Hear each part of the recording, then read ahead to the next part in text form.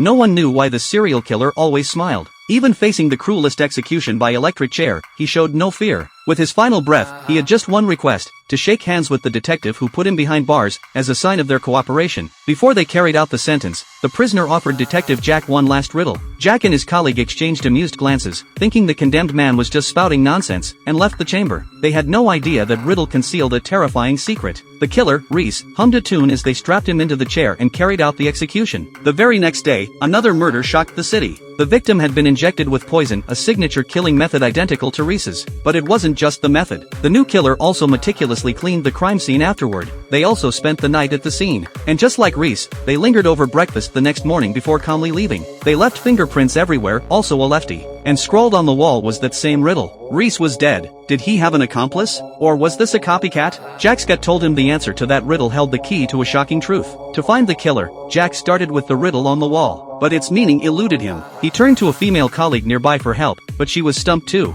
However, another colleague overheard and knew exactly what it meant. He immediately led Jack down to the evidence warehouse. There, covered in dust, stood the long-retired Wall of Honor. The names Lion and Spike were engraved at the top, but the name between them had been deliberately scrubbed away. Cracking the riddle meant finding that missing name. Yet, after more than 3 decades, even Jack's colleague didn't remember who it was. Jack had no choice but to go to the captain. But the captain clammed up. He was under strict orders from higher-ups to keep the matter secret. He didn't forbid Jack from investigating, but whatever Jack uncovered, he was forbidden to tell a soul. What dark secret were they hiding? Just as Jack hit a dead end, he turned to the internet. His search yielded the missing name, Milano. He'd been an outstanding officer back in 1965. Records showed he died the same year, by a self-inflicted gunshot wound. Jack couldn't believe a promising detective with a bright future would do that without a compelling reason. The captain's silence only deepened his suspicion. Jack tracked down Milano's daughter, Grace. She was a theology professor at the university and was baffled by his visit. Her father had been dead for over 30 years, why were the police digging into it now? Jack laid out the reason plainly. Grace seemed to understand the killer Reese so well precisely because her father had faced an identical situation.